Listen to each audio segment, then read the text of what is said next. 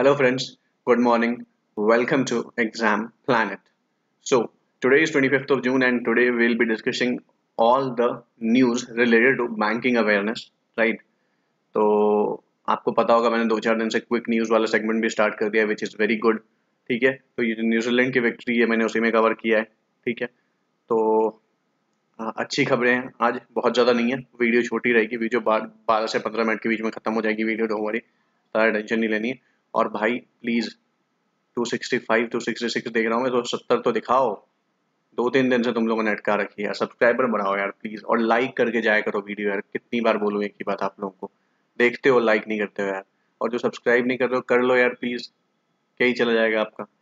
तो इतनी मेहनत हर रोज़ सुबह उठ के आपके लिए वीडियोज़ बनाता हूँ, हर रोज़ आपको पता है 1.5-2 घंटे लगते हैं एक वीडियो बनाने में, बट ठीक है, बाकी आपकी चॉइस है। चलिए without wasting any time start करते हैं। और हाँ, आपको एक और न्यूज़ दे दूँ मैं कि be prepared for SBI clerk pre on between 10 to 15, 10 से 15 तारीख के बीच में आपका प्री हो जाएगा। 31 जुलाई वाला, 10 से 31 जो जुलाई है उसके बाद 10 से 15 जुलाई के बीच में आपका प्री हो जाएगा। 31 जुलाई को जो मेन शेड्यूल है वो किसी भी हाल में पोस्टपोन नहीं हो रहा है, लिख के रख लेना, अभी बता दे रहा हूँ मैं आपको। तो टाइटन योर सीट बेल्ट जितनी जल्दी हो पाए, ठीक है। पुल योर सॉक्स और लगे रहो, क्योंकि 10 से 15 तारीख के बीच में प्री हो जाना है। 2 से 4 दिन में, 5 दिन में रिजल्ट दे देंगे वो, और आपको शायद 8-10 दिन भी नहीं मिलेंगे मेंस के लिए, मैं आज फिर बता रहा हूँ आपको, ठीक है। तो बाकी आपकी मर्जी है। Let's start with our first slide. SBI card and Fab India launch को branded contactless credit card for premium customers. देखो Fab India, I don't know कितने लोग गए होंगे, बट गए होंगे बहुत सारे लोग। बहुत पहले बहुत बड़ी चीज हुआ करती थी फैब इंडिया, अब बहुत नॉर्मल सी चीज हो गई है फैब इंडिया, ठीक है। आपके हमारे घर की जितनी भी लेडीज हैं सब कपड़े लेने के लिए जाती हैं यहाँ पे फैब इंडिया में, ठीक है। तो बेसिकली क्या किया गया है कि एसबीआई कार्ड ने फैब इंडिया ने साथ में मिलकर एक को branded contactless credit card launch किया है for premium customers. Contactless card क्या होता है? जिसको आपको कॉन्टैक्ट नहीं कराना पड़ता, जो टैप एंड पे वाले सिस्टम से पे हो जाता है, या फिर कोई और तरीका है, मतलब आई मीन जैसे आपने वो टैप और पे वाला आपने सिस्टम देखा है, आप बस उसके मशीन के सामने ले जाते हो और वो ऑटोमेटिकली डिडक्ट हो जाता है पैसा, up to 5,000 only, right, there is a limit for that. तो एसबीआई ने क्या किया है, फैब इंडिया के साथ मिलकर एक को ब्रांडेड कॉन्टैक्टलेस क्रेडिट कार्ड निकाला है, किसके लिए? For only their premium customers. अब फैब इंडिया का प्रीमियम कस्टमर बनना बड़ी बात है, बिकॉज बहुत ज्यादा ये डिमांड करते हैं, राइट। मैं आपको दिखाता हूँ आगे। तो SBI card has joined hands with lifestyle retail chain Fab India by launching contactless co-branded credit cards to cater the premium segment customers। ठीक है, प्रीमियम सेगमेंट के जो कस्टमर्स है उनको केटर करने के लिए लॉन्च किया गया है। अब देखो हुआ क्या है, बेसिकली द न्यू को branded contactless credit card combines the best in class rewards points and, अब बोला गया कि जो बन जाएगा प्रीमियम कस्टमर उसको बहुत सारे रिवॉर्ड्स मिलेंगे, ये मिलेंगे, फालतू बातें सारी, पॉइंट्स ऑन रिटेल ये सारे दुकान वाले करते हैं, आई मीन सारे मॉल वाले, चाहे वो पैंटलून्स हो और कौन हो, शॉपर स्टॉप हो, और क्या ही बोलते हैं यार, बहुत सारी हैं जो अलग अलग हैं, वो करती हैं, सबके यहाँ अपने अपने कार्ड बने होते हैं, ठीक है। स्पेंड्स विद वैल्यू, ओके, वही बोला कि अगर आप बन जाओगे तो आपको बहुत सारे रिवॉर्ड्स मिलेंगे, पॉइंट्स मिलेंगे। Retail spends with value back on varied spending categories, thus addressing overall spending needs of premium card holders, ठीक है। तो इसमें बहुत सारे आई मीन हिडन वो होते हैं कि आपको प्रीमियम कस्टमर बनने के लिए इतना खर्च करना पड़ेगा महीने का, एक साल के इतने खर्चे होने चाहिए आपके, तब आप प्रीमियम कस्टमर बनते हो, राइट। तो वेलकम बेनिफिट क्या होगा? फैब इंडिया गिफ्ट वाउचर जब आप लेते हो, जब आप बनते हो, तो आपको 1500 रुपए उसमें मिलेंगे, ठीक है, 1500 रुपए मिलेंगे उसमें। और direct access to Fab Family loyalty program platinum tier, okay. देखो बेसिकली अगर आप ये 1500 वाला कार्ड बनवाते हो, राइट, फैब इंडिया का एसबीआई कार्ड के साथ मिलकर जो ये कॉन्टैक्टलेस क्रेडिट कार्ड लॉन्च हुआ है, तो आप सीधा फैब इंडिया के Fab Family loyalty program platinum में चले जाते हो, प्लैटिनम वाले ग्रुप में चले जाते हो। उनका गोल्ड, प्लैटिनम, सिल्वर सारे ग्रुप है, तो प्लैटिनम ग्रुप में चले जाते हैं। इसमें क्या होता है? Which was provided to customers only after qualifying the annual spending of 75,000, okay. तो पहले जो है ये प्लैटिनम कार्ड सिर्फ उन कस्टमर्स को मिलता था जो फैब इंडिया में एक साल के अंदर 75,000 रुपए की शॉपिंग करते थे। कंडीशंस देख रहे हो आप, एक साल के अंदर फैब इंडिया से 75,000 रुपए की अगर आप शॉपिंग करोगे तब आपको ये मिलेगा, राइट, मिलता था। पर अब बोला गया कि अगर आप अप्लाई करते हो तो आपको सीधा प्लैटिनम वाले में एंट्री मिल जाएगी। Fab Family loyalty program offers many benefits like shopping by appointment, मतलब आप अपॉइंटमेंट लेके शॉपिंग करने जा सकते हो। आपने बात कर ली कि हाँ भैया हम आ रहे हैं शॉपिंग करने के लिए, तो वो आपके लिए स्पेशल प्रोविजन बना के रखते हैं, ठीक है। Preview of sales and launch of new collection among others, और जो भी नया स्टॉक आएगा, नई चीजें आएंगी, उसकी प्रीव्यू आपको पहले से मिल जाएगी, आपको पहले से बता दिया जाएगा सर नया प्रोडक्ट आ गया, if you want you can come. और इसमें माइलस्टोन बेनिफिट भी मिलेगा, राइट। जैसे गिफ्ट वाउचर्स आपको मिलेंगे worth 1250 on achieving quarterly spend of 2 lakh. अगर आप अगर अगर अगर, अगर आप मतलब 0.2 लाख है या 2 लाख है, आई डोंट नो, ये 2 लाख लिखा होता। अगर आप एक क्वार्टर के अंदर मतलब 3 महीने के अंदर 2 लाख रुपए वहां खर्च करते हो, तो आपको 1250 रुपए का गिफ्ट वाउचर मिलेगा। आई मीन सीरियसली 1250 के गिफ्ट वाउचर के लिए 2 लाख रुपए खर्च करेंगे, हाथ धोती है यार। एयरपोर्ट लाउंज एक्सेस मिलेगा आपको, 4 कॉम्प्लीमेंट्री मिलेंगे डोमेस्टिक लाउंज पे, और 1 पर क्वार्टर एंड प्रायोरिटी पे पास। देखो एयरपोर्ट पे जो जो वेटिंग लाउंज होता है ना बेसिकली, जहाँ पे आप देखते होंगे वो रिक्लाइनर सीट्स और ये वो अवेलेबल होती है, वहाँ पे जल्दी जगह नहीं मिलती है आपको, और जाके हम लोग खड़े होते हैं, पर साले सब पहले से सोए होते हैं, sorry for the language, right. But होता क्या है कि अब उसमें आपको 4 कॉम्प्लीमेंट्री डोमेस्टिक लाउंज के पासेस मिल जाएंगे, राइट। और 1 पर क्वार्टर आप इसका इस्तेमाल कर पाएंगे। तो this is all the benefit अगर आप एसबीआई कार्ड और फैब इंडिया की ब्रांडेड कॉन्टैक्टलेस क्रेडिट कार्ड के लिए अप्लाई करते हो, आप उसका सदस्य बनते हो, मेंबर बनते हो, तो आपको ये सारी फैसिलिटीज मिलेंगी। Let's move to the next slide. एफ्थोनिया and Yes Bank collaborate to support fintech companies. एफ्थोनिया और यस बैंक ने मिलकर पार्टनरशिप करी है ताकि वो जो फिनटेक कंपनीज है, फिनटेक कंपनीज कौन सी होती है, जो फाइनेंशियल भी होती हैं और टेक कंपनीज भी होती हैं, मतलब basically it's a mixture of financial company as well as technology, जिसको टेक्नोलॉजी भी आती है, फाइनेंस भी आता है, उन दोनों को मिलकर जो कंपनी बनती है उसको हम फिनटेक कंपनीज बोलते हैं।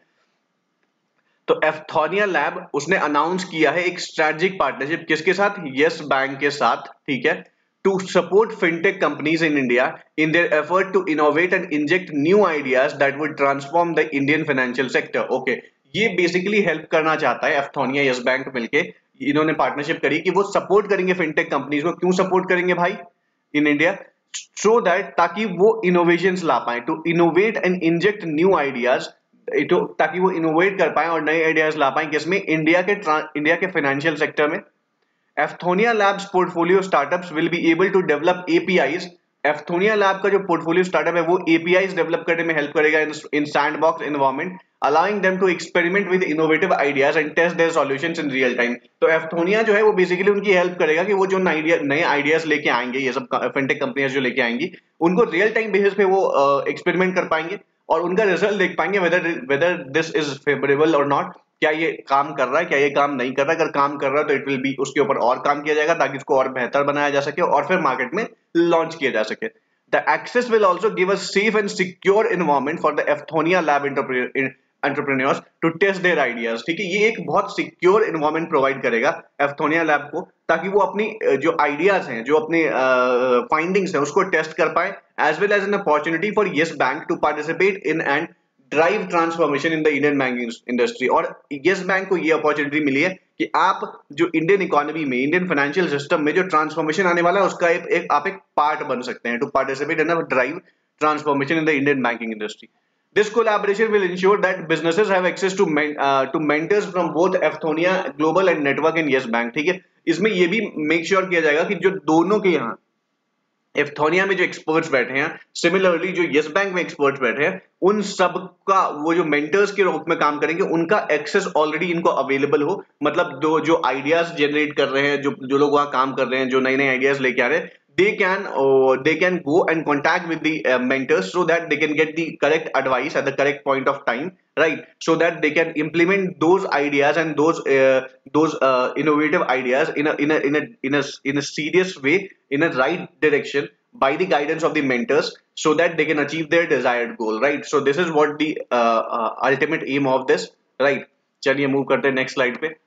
तो S&P ग्लोबल जो है, आपको पता होगा S&P standard and poor global जो है, उसने इंडिया की जीडीपी 11% से घटा के 9.5% कर दी है for the year 2022। For the year 2022 का मतलब होता है 21-22, मतलब 1 अप्रैल 2021 से 31 मार्च 2022 तक को हम फाइनेंशियल ईयर 22 बोलते हैं। याद रखना, S&P cuts India's financial year 22 GDP forecast to 9.5% पे कट कर दिया है। कितने से? अर्लियर वो 11% प्रेडिक्ट की थी, उन्होंने उससे घटा के 9.5% कर दिया। रीजन सेम होगा वही, कोविड-19 सेकेंड वेव, लॉकडाउन एंड ये एंड ऑल। देखो वही लिखा होगा, मैं आपको बता रहा हूँ पहले। S&P Global Rating on Thursday cuts India's growth forecast for financial year 22 to 9.5% from 11.5% earlier. The agency also warned of risk to the outlook from further waves of COVID-19. Okay, S&P ने India को warn किया है कि be prepared for the further wave. हो सकता है आपके यहाँ तीसरा वेव भी आए। Why?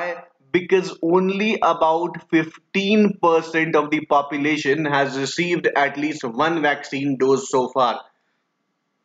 प्लीज यार, जिन जिन लोगों ने नहीं लगवाया जाके लगवा लो यार वैक्सीन। पता चला इन सारे लोगों के चक्कर में तीसरा वेव भी झेलना पड़ जाएगा, एग्जाम फिर से पोस्टपोन हो जाएंगे फालतू में। कोई मतलब नहीं यार।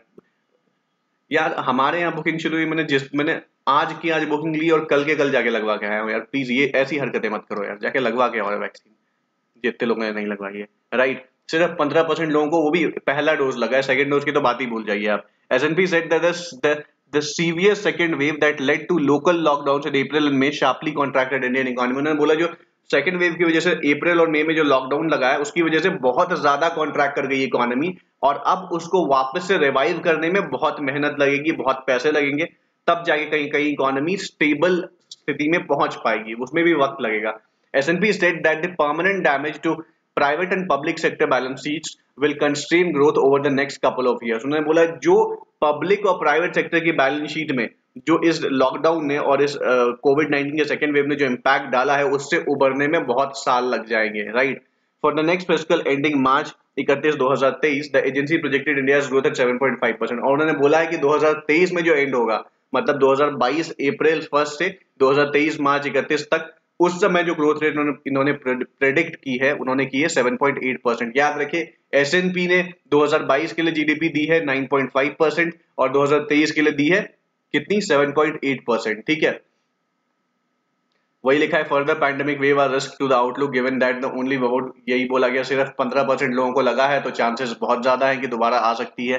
The agency said that the households are running down, और उन्होंने ये भी बोला कि इकोनॉमी जो है इंडिया की बहुत तेजी से रिकवर इसलिए भी नहीं कर पाएगी बिकॉज लोगों ने लॉकडाउन में हालत देखी है अपनी। राइट, उनके पास पैसे खत्म हो गए थे, they don't have money, they don't have money to spend, they don't have money to spend on their basic necessities as well. So that's why they will now, जब ये ओपन होगा और उनके पास धीरे धीरे पैसे आने शुरू होंगे, they will be very choosy, they will be very choosy while spending their money. ठीक है, बहुत ध्यान से खर्च करेंगे वो अपने पैसे, बहुत कम जगहों पे खर्च करेंगे जहां अत्यंत मतलब नेसेसिटी होगी। राइट, अटमोस्ट नेसेसिटी जिसको हम बोलते हैं, वहीं खर्च होंगे पैसे। तो यही S&P बोल रही है कि अब जो स्पेंडिंग होगी ना मार्केट में वो भी कम हो जाएगी धीरे धीरे, क्योंकि लोगों के अंदर डर बैठ गया है कि दोबारा अगर लॉकडाउन हुआ तो उस समय हमारे पास पैसे नहीं होंगे उस सिचुएशन में। राइट, तो दिस इज द थर्ड। और अब चलते हैं हमारे interesting segment, quick news segment की तरफ। SEBI's whole time member, SEBI के जो होल टाइम मेंबर हैं Anita Barua and SK Mohanty gets 2 year extension as WTM।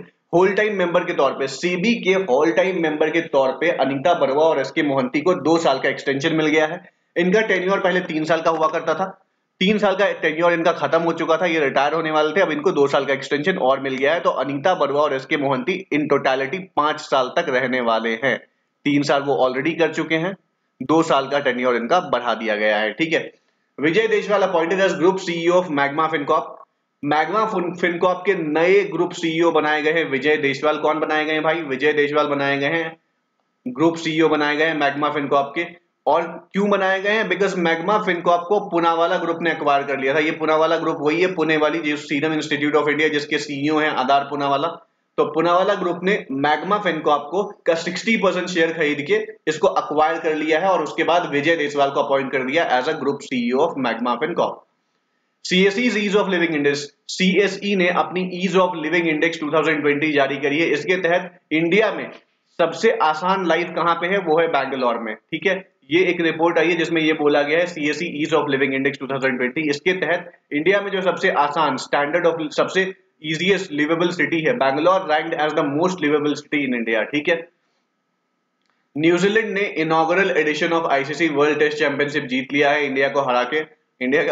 India का हारना ही बनता था वैसे तो, मतलब इतनी घटिया परफॉर्मेंस क्या ही बोलूं मैं, छोड़ो, बट दे वर डिजर्विंग, ये डिजर्विंग थे और ये जीत गए हैं। This is a very nice, I mean और अच्छा भी है न्यूजीलैंड के लिए एक तरीके से, बेचारों ने इतने साल से क्रिकेट खेल रहे हैं और एक भी आईसीसी ट्रॉफी इनके पास नहीं थी। So finally New Zealand became the country to have I mean ICC trophy. अब सिर्फ एक देश रह गया जिसके पास आईसीसी ट्रॉफी नहीं है, that is south Africa. South Africa के पास अभी तक एक भी कोई आईसीसी ट्रॉफी नहीं है, if I am not wrong. World cup तो नहीं है, ये तो मुझे पता है। T20 वर्ल्ड कप जीता है क्या साउथ अफ्रीका ने? Please comment me in the column. ICC world one day का वर्ल्ड कप तो मुझे पता है उन्होंने नहीं जीता है। I don't know whether they have won the T20 world cup और ICC champions trophy, please let me know, ठीक है। बाकी देखिए, किरण रिजिजू ने लॉन्च किया इंडिया की पहली Olympic theme song. Olympic theme song launch की है किरण रिजिजू ने, जो हमारे स्पोर्ट्स मिनिस्टर हुआ करते थे। क्या ये स्पोर्ट्स मिनिस्टर अभी भी हैं किरण रिजिजू? आई थिंक हाँ हैं। Let me check it out, just give me 1 second. Kiren Rijiju sports minister हैं क्या भाई? Yes, Kiran Rijiju is currently working as the sports minister. Is an Indian lawyer.